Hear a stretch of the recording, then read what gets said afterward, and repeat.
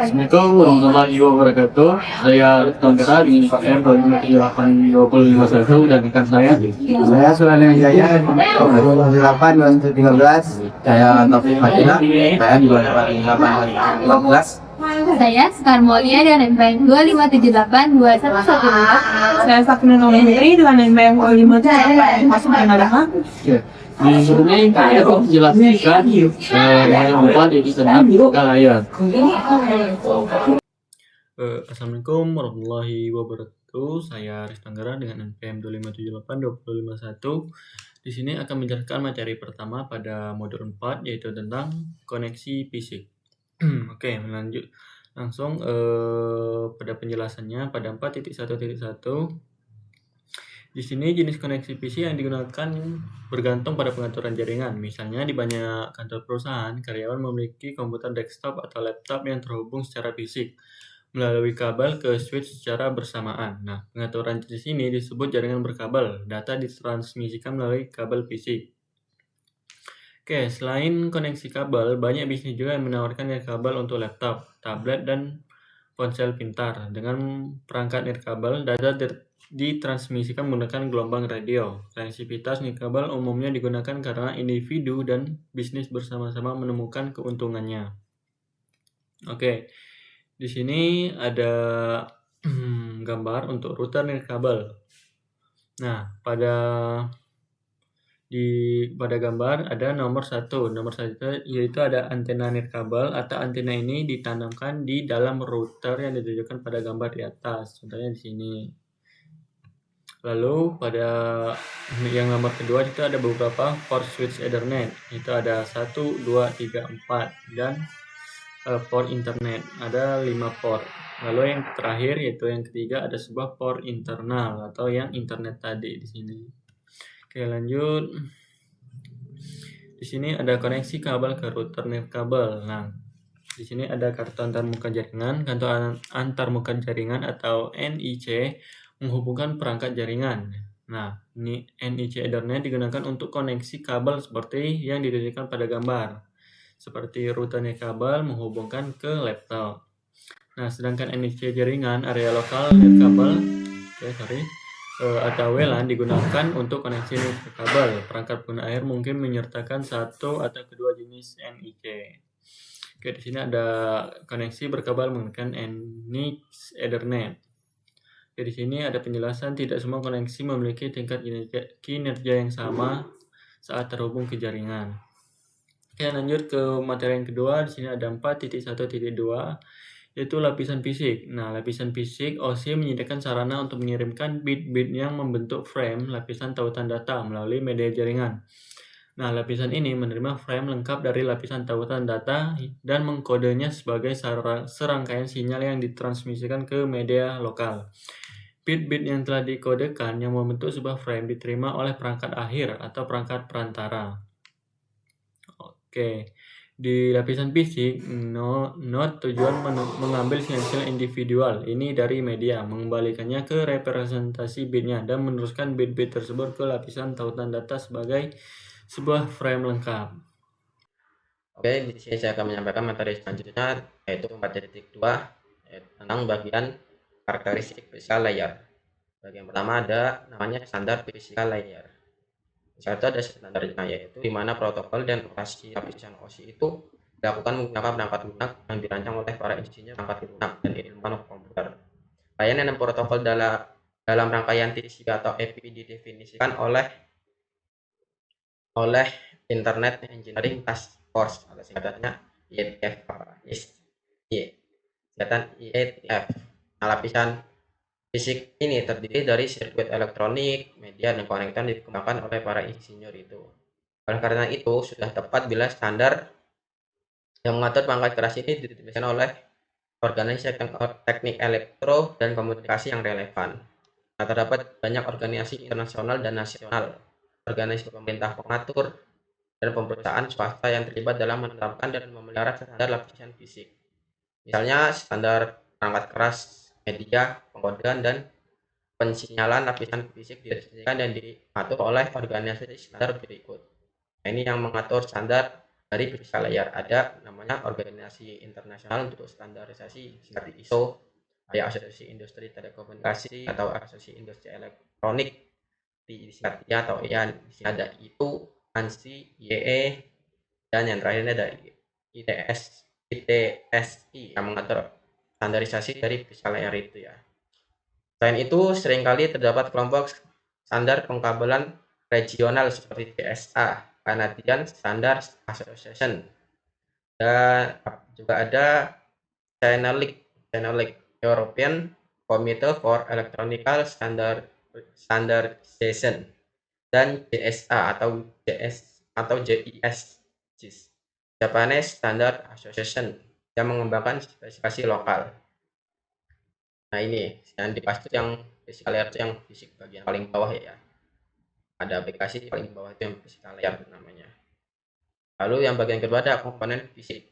Standar lapisan fisik itu mencakup 3 area fungsional dalam physical layer. Ada namanya komponen fisik, pengkodean, dan pemberian sinyal. Nah, komponen fisik itu perangkat keras elektronik, media, dan konektor lain yang mengirimkan sinyal yang mengkondensasikan bit. Komponen perangkat keras seperti NIC, antarmuka, dan konektor, material, dan desain kabel, semuanya itu ditentukan dalam standar yang terkait dengan lapisan fisik. Nah, lapisan itu berarti lapisan fisiknya itu ya, seperti kabel itu, konektor, material kabel, sama di desain kabel itu disebut physical layer, termasuk physical layer. Lalu berbagai port dan antarmuka pada router Cisco 19.4.1. Nah, di Cisco Packet Tracer ya ini. Juga contoh dari komponen fisik dengan konektor dan susunan pin khusus yang dihasilkan dari standar tadi. Lalu ada pengkodean. Nah, pengkodean ini atau pengkodean baris adalah metode untuk mengubah aliran bit data menjadi kode yang telah ditentukan sebelumnya. Kode adalah pengelompokan bit yang digunakan untuk memberikan pola yang dapat diprediksi dan dikenali baik oleh pengirim maupun penerima. Dengan kata lain, pengkodean itu metode atau pola yang digunakan untuk mempresentasikan informasi digital. Ini mirip dengan cara kode Morse, mengkodekan pesan menggunakan serangkaian titik dan garis. Nah, sebagai contohnya itu pengkodean Manchester mempresentasikan bit 0 dengan transisi tegangan tinggi ke rendah, dan bit 1 dipresentasikan dengan transisi tegangan rendah ke tinggi. Contoh pengkodean Manchester diilustrasikan pada gambar. Ini contohnya. Diilustrasikan. Contohnya seperti ini. Dari bit 0 dengan transisi tegangan tinggi ke rendah dan bit 1 dihasilkan sebagai tegangan rendah ke tinggi. Contohnya seperti ini. Lalu yang bagian keempat dari karakteristik physical layer itu ada pensinyalan. Lapisan fisik itu harus menghasilkan sinyal listrik, optik, atau kabel yang mempresentasikan 1 dan 0 pada media. Cara bit dipresentasikan disebut metode pensinyalan. Cara bit dipresentasikan disebut metode pensinyalan. Standar lapisan fisik harus didefinisikan jenis sinyal apa yang dipresentasikan 1 dan jenis sinyal apa yang mempresentasikan 0. Ini bisa sederhana perubahan sinyal listrik atau pulsa optik. Misalnya pulsa panjang dapat mempresentasikan 1, sedangkan pulsa pendek dapat mempresentasikan 0. Ini mirip dengan metode pemberian sinyal yang digunakan dalam kode Morse, yang dapat menggunakan serangkaian nada hidup mati, lampu, atau bunyi klik untuk mengirim teks melalui kabel telepon atau antar kapal di laut. Nah, ini kabel tembaga sinyal. Contoh sinyalnya seperti ini bentuknya. Lalu ini kabel tembaga ini pakai listrik, sinyalnya strap optik atau fiber optik ini pakai cahaya. Kabel ini memakai wireless biasanya. Lalu ada bagian bandwidth. Nah, bagian bandwidth ini berbagai media fisik mendukung transfer bit dengan kecepatan yang berbeda. Transfer data biasanya dibahas dalam hal bandwidth. Bandwidth itu kapasitas suatu media untuk membawa data. Bandwidth digital mengukur jumlah data yang dapat mengalir dari satu tempat ke tempat lain dalam jumlah waktu tertentu. Bandwidth biasanya diukur dalam kilobit per detik atau kbps dan megabit per detik atau mbps ataupun gigabit per detik atau gbps. Bandwidth terkadang dianggap sebagai kecepatan perjalanan bit, namun ini tidak akurat. Misalnya baik pada Ethernet 10 Mbps maupun 100 Mbps. Jadi dikirim dengan kecepatan listrik. Berarti memakai kabel apa itu? Kabel tembaga berarti pakai listrik. Dan dikirim dengan kecepatan listrik. Perbedaannya adalah jumlah bit yang ditransmisikan per detik. Sejumlah faktor bandwidth praktis suatu jaringan itu sifat-sifat media fisiknya, teknologi yang dipilih untuk memberikan sinyal dan mendeteksi sinyal jaringan. Sifat media, teknologi terkini, dan hukum fisika semuanya berperan dalam menentukan bandwidth yang tersedia.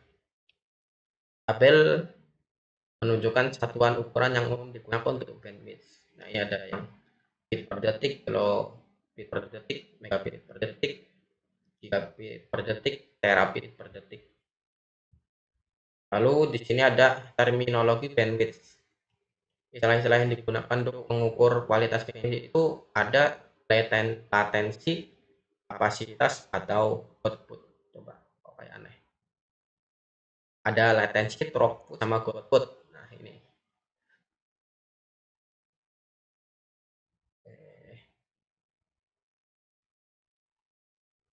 Nah, latensi ini mengacu pada jumlah waktu, termasuk penundaan yang dibutuhkan data untuk berpindah dari satu titik ke titik lainnya. Lalu throughput, kapasitas atau throughput yaitu ukuran transfer bit melalui media dalam periode waktu tertentu. Karena jumlah faktor, throughput biasanya tidak sesuai dengan bandwidth yang ditentukan dalam implementasi fisik. Throughput biasanya lebih rendah dari bandwidth. Ada banyak faktor yang mempengaruhi throughput. Antaranya itu ada jumlah lalu lintas, jenis lalu lintas, latensi yang disebabkan oleh jumlah perangkat jaringan yang ditemui antara sumber dan tujuan. Terdapat banyak tes kecepatan online. Nah, contohnya tes kecepatan online pada tes speed contohnya. Dan di sini ada output. Terdapat pengukuran ketiga untuk menilai digunakan. Output itu ukuran data yang dapat digunakan yang ditransfer selama periode waktu tertentu. Output adalah throughput dikurangi overhead lalu lintas untuk membangun sesi pengukuran, enkapsulasi, dan bit yang dikirim ulang. Output selalu lebih rendah daripada throughput yang umumnya lebih rendah dari bandwidth. Mungkin itu aja untuk bagian 4.2 bagian karakteristik physical layer. Selanjutnya akan dilanjutkan teman saya. Halo teman-teman, saya Sekar. Di sini saya akan menjelaskan materi 4.3 yaitu kotor cabling atau kabel tembaga. Nah, yang pertama itu ada karakteristik dari kabel tembaga. Jadi, kabel tembaga itu mempunyai kelebihan, yaitu karena adanya murah, mudah dipasang, dan memiliki resistensi rendah terhadap arus listrik. Lalu kekurangannya itu memiliki keterbatasan dalam hal jarak dan interferensi sinyal. Lalu, data itu dikirim sebagai pulsa listrik dan yang bisa melemah saat jarak bertambah atau attenuation. Nah, lalu di sini ada gangguan pada kabel tembaga. Yang pertama itu ada interferensi elektromagnetik atau EMI dan juga ada interferensi frekuensi radio atau RFI. Nah, ini adalah gangguan dari perangkat listrik atau gelombang radio. Yang kedua ada korslet atau gangguan yang disebabkan oleh medan listrik atau magnet dari sinyal pada satu kabel ke sinyal pada kabel yang berdekatan. Jadi korslet itu adalah gangguan dari kabel lain yang berdekatan. Di sini ada gambar yang menunjukkan bagaimana transmisi data dapat dipengaruhi oleh interferensi. Nah, gambar pertama itu adalah gambar sinyal digital murni. Di sini masih ada gangguan 0 dan 1 yang dikirim dengan bentuk gelombang yang masih rapi. Nah, yang kedua, ini ada sinyal interferensi. Nah, yang kedua ini jadi muncul sinyal gangguan atau interferensi di medianya. Nah, ini muncul gangguan dari luar ya. Nah, yang ketiga ini adalah sinyal digital dengan interferensi. Jadi sinyal aslinya sudah bercampur dengan gangguan. Jadi bentuknya itu sudah berubah. Nah, yang keempat itu ada apa yang dibaca komputer. Jadi komputer ini sudah menerima sinyal yang sudah rusak. Jadi data itu terbaca salah. Contohnya itu ini. Bit 0 berubah jadi 1. Nah, solusi untuk menangkal efek negatif EMI dan RMI itu kabel tembaganya dibungkus dengan pelindung logam dan memerlukan koneksi pentahanan yang tepat. Lalu solusi untuk efek negatif dari interferensi silang atau crossfire itu kabel tembaganya itu memiliki pasangan kawat sirkuit yang berlawanan yang dipilih bersama. Yang itu secara efektif membatalkan interferensi sinyal tersebut. Lalu kerentanan kabel tembaga terhadap gangguan elektronik juga dapat dibatasi dengan menggunakan rekomendasi berikut, yaitu yang pertama itu memilih kabel dan juga kategori kabel yang paling sesuai untuk lingkungan jaringan tertentu. Terus yang kedua, itu merancang infrastruktur kabel untuk menghindari sumber interferensi yang diketahui dan potensial pada struktur bangunan. Lalu yang ketiga, dia menggunakan teknik pemasangan kabel yang mencakup penanganan dan penyambungan kabel yang tepat. Dan selanjutnya di sini ada jenis-jenis kabel tembaga. Yang pertama ada UTP atau Universal Twisted Pair. Lalu yang kedua ada STP yaitu Shielded Twisted Pair. Lalu yang ketiga ada kabel koaksial. Nah, yang pertama itu saya akan menjelaskan tentang UTP dulu atau kabel atau Universal Twisted Pair. Nah, UTP ini adalah media jaringan yang paling umum digunakan dalam jaringan LAN. Nah, kabel UTP itu terdiri dari 4 pasang kawat berkode warna yang dipilih bersama dan kemudian dilapisi selubung plastik fleksibel yang melindungi dari kerusakan listrik ringan. Nah, ini gambar ini maksudnya adalah ini di angka 1 itu adalah selubung luar yang melindungi kabel tembaga dari kerusakan fisik. Lalu yang nomor 2 ini itu maksudnya kabel pasangan yang berpilih melindungi sinyal dari gangguan. Lalu yang ketiga itu adalah isolasi plastik berkode warna yang mengisolasi kabel satu sama lain secara elektrik dan mengidentifikasi setiap pasangan kabel. Penjelasan yang kedua yaitu untuk STP atau Shielded Twisted Pair. Nah, ini STP itu memberikan perlindungan terhadap gangguan noise yang lebih baik daripada UTP. Tapi kabel STP ini jauh lebih mahal dan lebih sulit dipasang. STP juga menggunakan konektor RJ45. Nah, lalu ini juga ada gambar kabel STP.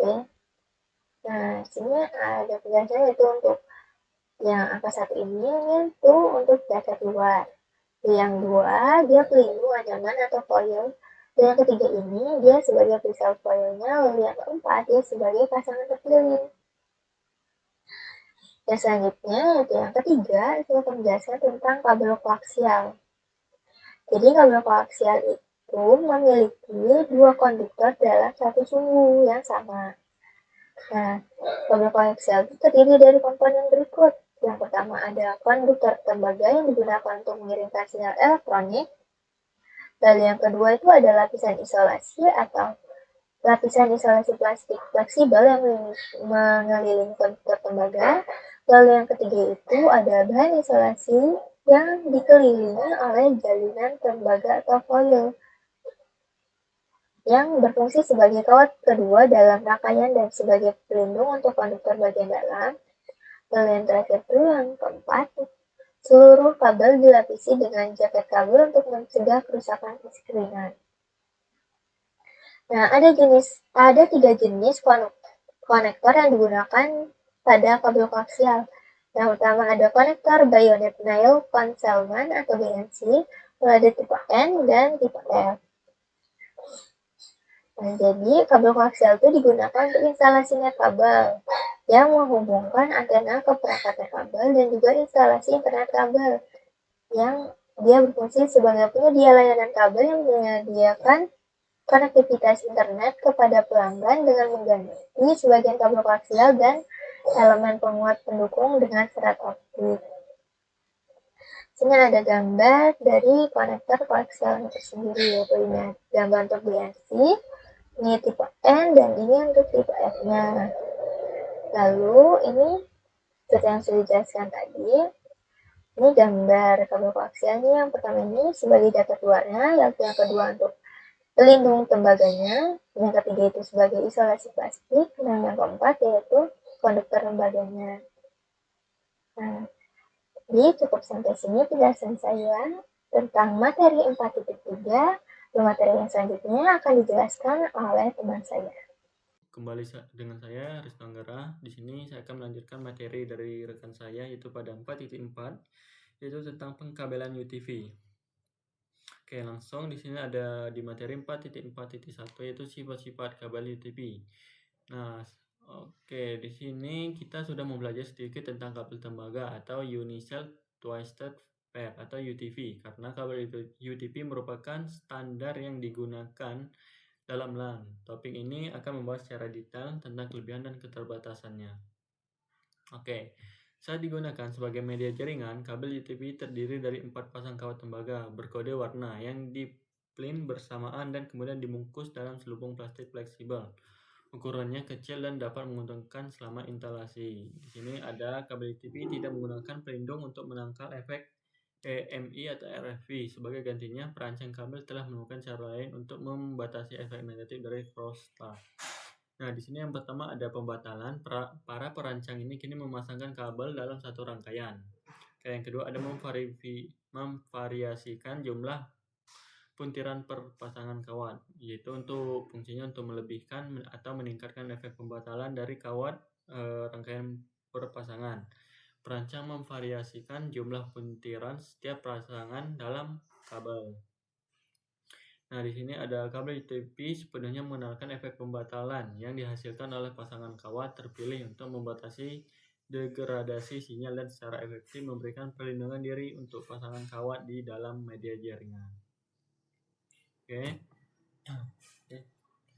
Oke, materi selanjutnya pada 4.4.2 itu standar dan konektor kabel UTV. Di sini kabel UTV sesuai dengan standar yang ditetapkan bersama oleh TIA dan EIA secara khusus. TIA dan EIA Min 568 menetapkan standar pengkabelan komersial untuk instalasi dan merupakan standar yang paling umum digunakan dalam lingkungan perkabelan LAN. Nah, di sini ada beberapa elemen yang didefinisikan. Yang pertama yaitu ada jenis kabel, yang kedua ada panjang kabel, yang ketiga ada konektor, yang keempat ada transmisi kabel, dan yang kelima ada metode pengujian kabel. Oke, di sini ada karakteristik listrik kabel tembaga didefinisikan Institute of Electrical Electronic Engineer atau IEEE. Nah, IEEE memberikan peringkat kabel UTV berdasarkan kinerjanya. Oke, kabel dalam kategori yang lebih tinggi dirancang dan dibuat untuk mendukung data yang lebih tinggi. Seiring dengan pengembangan dan adopsi teknologi Ethernet berkecepatan gigabit yang baru, kategori 5i kini menjadi jenis kabel minimum yang diterima. Gitu. Di sini ada beberapa prosedur untuk membuat kabel yang melampaui spesifik TIE dan EIE kategori 6A dan menyebutnya sebagai kategori 7. Oke, di sini ada gambar kabel kategori 3 UTV. Di sini ada lurus untuk kabelnya. Sedangkan untuk kabel kategori 5 dan 5E UTV di sini melingkar-lingkar. Oke, sedangkan untuk kabel kategori 6 perbedaannya ada pembungkus di setiap warna kabel yang melingkar. Oke, di sini ada materi tentang konektor UTV RJ45. Nah, soket seperti yang ditunjukkan pada gambar adalah komponen betina dari perangkat jaringan, stop kontak, dinding, partisi kubikel, dan panel patch. Jika dihubung secara tidak benar, setiap kabel berpotensi menjadi sumber penurunan kinerja lapisan fisik. Oke, yang kedua sini ada soket UTV RJ45 yaitu ditunjukkan pada gambar di atas di sini.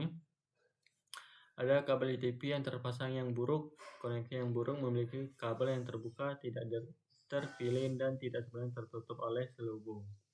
Oke, di sini ada kabel UTV yang terpasang dengan buruk. Ditunjukkan pada gambar menunjukkan kabel terpasang dengan benar. Ini adalah konektor yang baik dengan kabel yang hanya dilepas pilihnya sebatas yang diperlukan untuk memasang konektor. Di sini ada kabel UTP yang terpasang dengan benar, yaitu di sini ada catatan penyambungan kabel yang tidak tepat dapat memengaruhi kinerja transmisi. Oke, lanjut di sini ada 4.4.3 yaitu tentang kabel UTP, strike, trunk, dan crossover. Di sini, situasi yang berbeda mungkin mengharuskan kabel UTP disambung sesuai dengan konvensi pengkabelan yang berbeda. Di sini ada jenis-jenis kabel utama yang diperoleh menggunakan konvensi pengkabelan tertentu. Yang pertama ada Ethernet strike trunk, jenis kabel yang paling umum biasanya digunakan untuk menghubungkan host ke switch dan switch ke router atau ke perangkat yang berbeda. Di sini yang kedua ada Ethernet crossover, kabel yang digunakan untuk menghubungkan perangkat sejenis, misalnya untuk menghubungkan switch ke switch dan host ke host atau router dengan router. Nah, di sini ada namun kabel crossover sekarang dianggap ketinggalan zaman karena NIC menggunakan medium dependent interface crossover atau MDAX untuk secara otomatis mendeteksi jenis kabel dan membuat koneksi internal. Nah, di sini ada penggunaan kabel crossover dan strike trunk yang tidak tepat antar perangkat mungkin tidak akan merusak perangkat, tetapi koneksivitas dan komunikasi antar perangkat tidak akan terjadi. Oke, di sini ada standar T568A dan T568B. Di sini untuk warnanya ada pasangan 3, pasangan 2, pasangan 1, dan pasangan 4. Yang untuk T568B ada pasangan 2 warna oranye, pasangan 3 warna warna hijau, pasangan 1 warna biru, dan pasangan 4 berwarna coklat. Oke, di sini ada jenis dan standar kabel. Di sini jenis kabel ada strike trunk, kedua ujung T5 atau kedua ujung menghubungkan host jaringan ke perangkat jaringan seperti switch atau hub. Yang kedua ada jenis persalinan Ethernet menghubungkan dua host jaringan. Dan yang ketiga ada pengguliran, yaitu menghubungkan port serial workstation ke port konsol router menggunakan adaptor. Oke, mungkin di sini kita akan coba untuk menyusun T568A. Di sini tadi T568A yaitu milik Sycross. Kita akan mencoba merakit sebuah kabel crossover atau susunan pin T568A. Yang pertama putih hijau di sebelah kiri. Putih hijau-hijau, putih oranye, biru, putih oranye biru, putih biru oranye,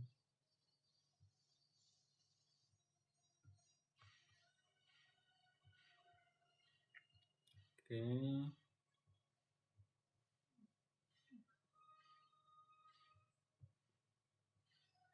dan putih coklat.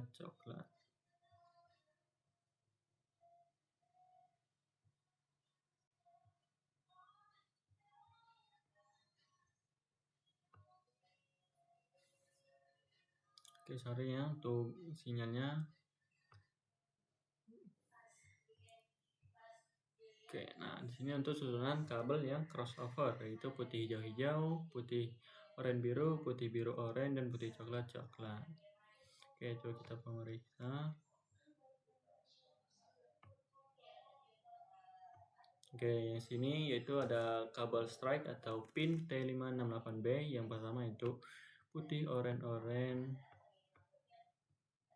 putih hijau biru, putih biru hijau, dan putih coklat. Oke,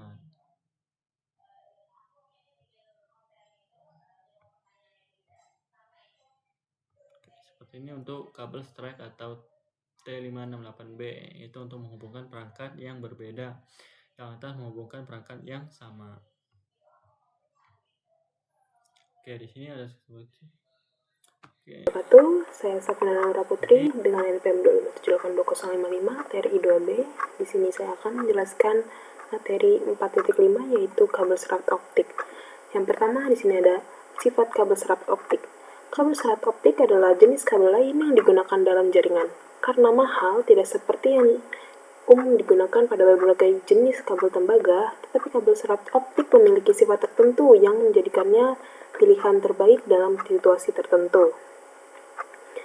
Kabel serat optik mentransmisikan data pada jarak yang lebih jauh dan pada bandwidth yang lebih tinggi daripada media jaringan lainnya. Tidak seperti kabel tembaga, kabel serat optik dapat mengirimkan sinyal dengan redaman yang lebih sedikit dan benar-benar kebal terhadap EMI dan RVI. Serat optik biasanya digunakan untuk menghubungkan perangkat jaringan. Serat optik adalah untaian kaca yang sangat murni dan fleksibel, tetapi sangat tipis, transparan, tidak jauh lebih besar dari rambut manusia.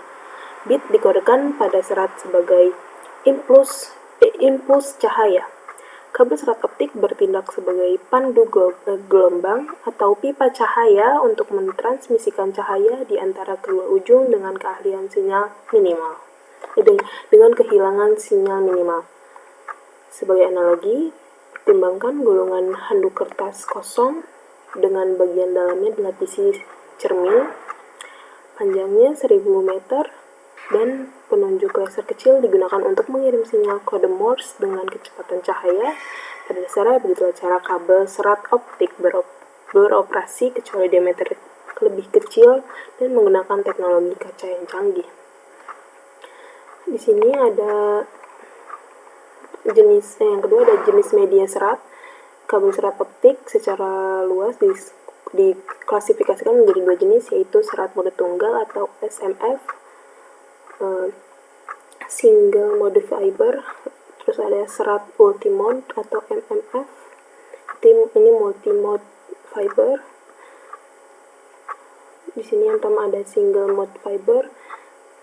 Single mode fiber ini ada glass core diameternya, itu glass core atau inti kaca ini berdiameter 9 mikrometer.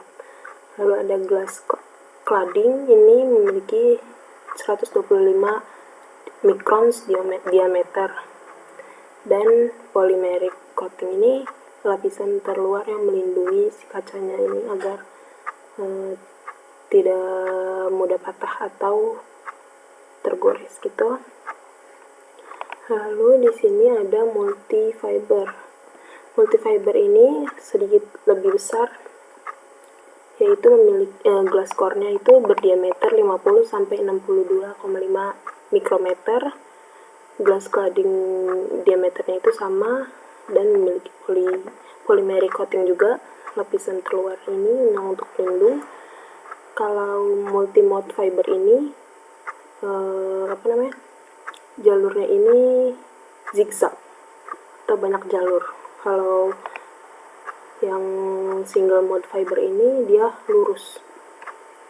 Lanjut, di sini ada penggunaan kabel serat optik. Kabel serat optik sekarang digunakan dalam 4 jenis industri, yaitu jaringan perusahaan, digunakan untuk aplikasi kabel tulang punggung dan perangkat infrastruktur yang saling terhubung. Lalu ada fiber to the home atau FTTH, digunakan untuk menyediakan layanan broadband yang selalu aktif ke rumah dan usaha kecil. Lalu ada jaringan jarak jauh, yaitu digunakan oleh penyedia layanan untuk menghubungkan negara dan kota. Lalu ada jaringan kabel bawah laut, digunakan untuk memberikan solusi kecepatan tinggi dan berkapasitas tinggi yang andal, yang mampu bertahan hidup di lingkungan bawah laut yang keras hingga jarak lintas samudra. Lalu di sini ada konektor serat optik. Konektor serat optik mengakhiri ujung serat optik. Berbagai konektor serat optik tersedia. Perbedaan utamanya di antara itu jenis konektor adalah dimensi dan metode coupling. Nah, di sini ada kabel konektor ujung lurus atau ST, ini straight tip konektor.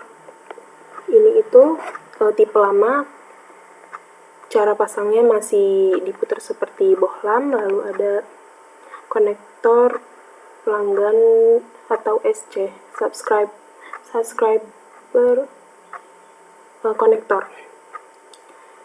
Ini cara pasangnya tinggal didorong tarik doang. Ini sangat umum dipakai di banyak tempat. Lalu ini ada simplex konektor lusen atau lusen konektor. Ini bentuknya itu mungil, hemat tempat, dan punya pengait seperti kabelan. Ini paling banyak sekarang karena perangkat makin kecil tapi butuh banyak port yang banyak. Lalu ini ada konektor si multimode duplex. Ini nih kabel sepasang yang mungil dan cepat untuk komunikasi dua arah di dalam jaringan lokal.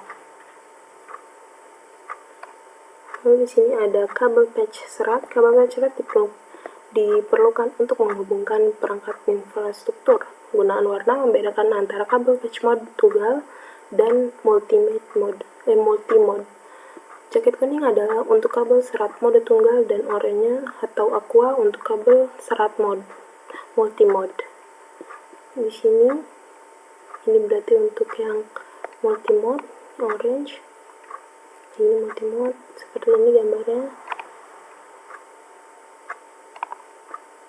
Lalu ini yang untuk mode tunggal kuning. Ini untuk multi-mode juga. Ini untuk tunggal.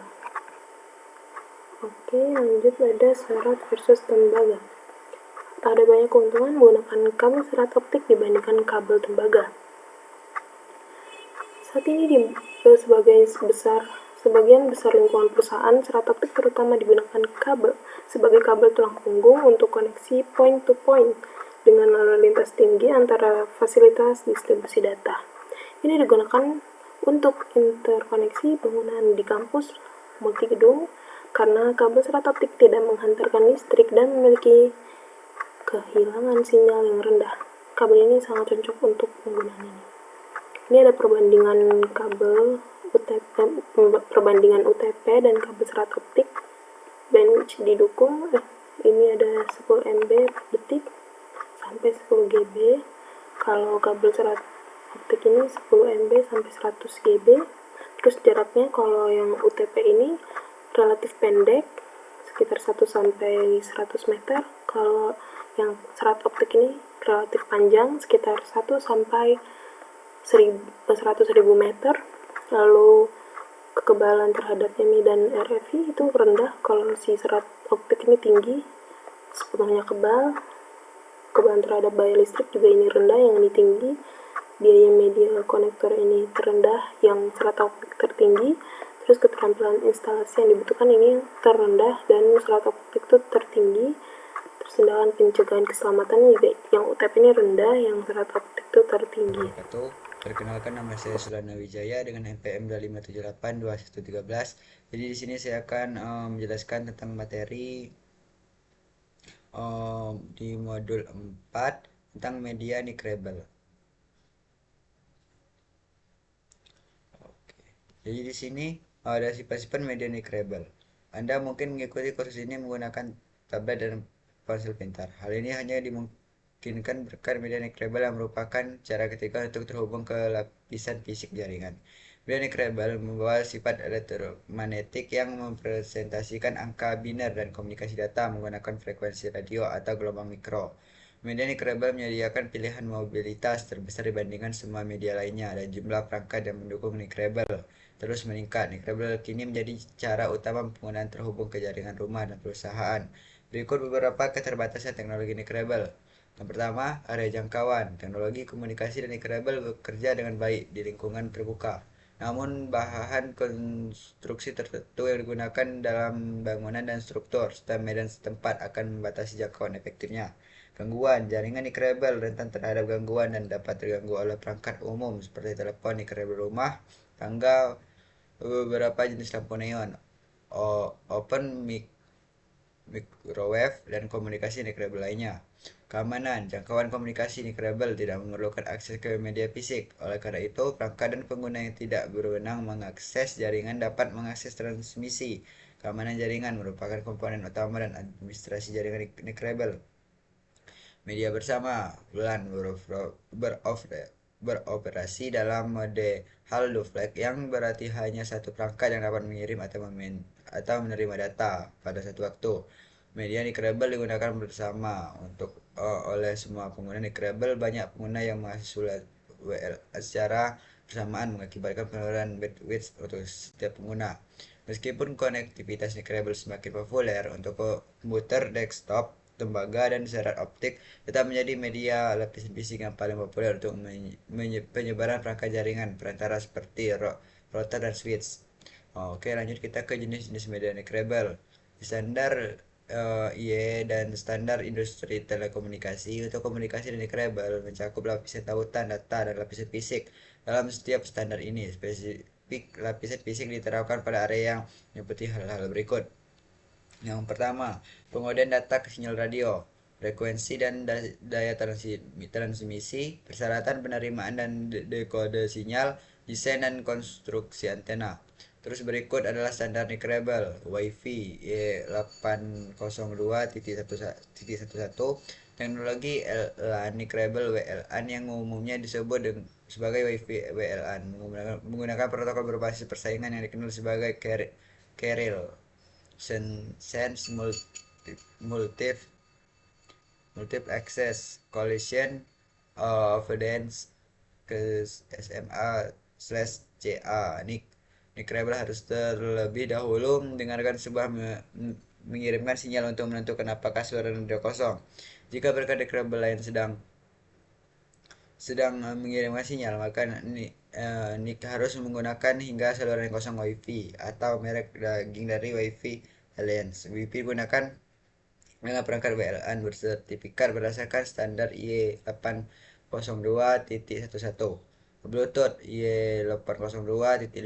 Ini adalah standar jaringan area pribadi nekrabel WVAN yang umumnya dikenal sebagai Bluetooth standar. Ini menggunakan proses pemasangan perangkat untuk berkomunikasi dalam jarak hingga 1 hingga 100 meter. WiMAX IE802.16 umumnya dikenal sebagai Worldwide Interoperability for Microwave Access. WiMAX standar nekrabel ini menggunakan topologi VoIP multi-VoIP untuk menyediakan akses broadband nekrabel. ZigBee IE802.15.4. ZigBee adalah spesifik yang digunakan untuk komunikasi dengan laju data rendah dan daya rendah. Spesifik ini ditujukan untuk aplikasi yang membutuhkan jangkauan pendek, laju data rendah, dan masa pakai baterai yang lama. ZigBee biasanya digunakan untuk lingkungan industri dan Internet of Things IoT seperti skala lampu, nekrabel, dan pengumpulan data perangkat medis. Oke, di sini catatannya, teknologi nekrabel lainnya seperti komunikasi seluler dan satelit juga dapat menyediakan konektivitas jaringan data. Namun, teknologi nekrabel ini berada di luar cakupan modul ini. Selanjut ke jaringan LAN nekrabel. Implementasi data nekrabel yang umum memungkinkan perangkat untuk terhubung secara nekrabel melalui LAN secara umum. WLAN membutuhkan perangkat jaringan berikut. Yang pertama, access point AP nekrabel. Perangkat ini memusatkan sinyal nekrabel dari pengguna dan terhubung ke infrastruktur jaringan berbasis tembaga yang sudah ada seperti equipment router nekrabel untuk rumah dan usaha kecil mengintegrasikan fungsi router switch dan access point ke dalam satu perangkat seperti yang ditunjukkan pada gambar. Oke, adapter nekrabel. Adapter ini menyediakan kemampuan komunikasi nekrabel ke host jaringan. Seiring perkembangan teknologi, sejumlah standar WLAN berbasis Ethernet telah muncul. Saat membeli perangkat nekrabel, pastikan kompatibilitas dan interoperabilitasnya. Manfaat teknologi dan komunikasi data nekrabel sangat jelas, terutama penghematan biaya, pemasangan kabel di lokasi, dan kemudahan mobilitas. Host administrator jaringan harus mengembangkan dan menerapkan kebijakan dan proses keamanan yang ketat untuk melindungi WLAN dari akses dan kerusakan yang tidak sah. Sini ada contoh dari merek MX64W gambarnya. Oke. Lanjut, periksa pemahaman ada. Ini terus lanjut. Kita ke 46. Pakai tracer menghubungkan kabel nekrabel. Saya bekerja di pakai tracer baik digunakan lab menggunakan perusahaan ataupun mengetahui cara memilih kabel beberapa cara perangkat dengan benar. Itu biasanya menggunakan konfigurasi perangkat di pakai tracer di kabel yang tepat berdasarkan konfigurasi dan menghubungkan perangkat aktivitas. Ini juga mengeksplorasi tampilan fisik. Oke, kita coba lihat. Oke, di sini ada contoh tabelnya dari addressing table. Sini ada cloud, kabel modem, router, Password 1, wireless router, family VC, switch, data CPK, configuration, terminal. Sini ada interface-nya, IP address, connect to. Terus ini objektif, background. Terus di sini ada instruksinya. Kalau dari var 1, connect to cloud router, connect to cloud modem, connect router, connect router, router 1, pada router PK. Di sini ada langkah-langkahnya dari step 1, step-stepnya.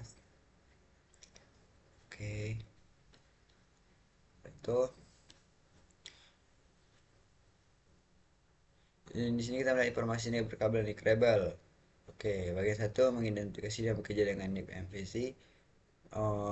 Bagian 2 mengidentifikasi dan menggunakan ikon jaringan sistem try. Di sini ada penjelasannya, live view, we read and we release NIC information, objektif, background skenario, recurses. Di sini ada step-stepnya lagi. Ini review and we release NIC information. Oke, di sini step lagi. Oke.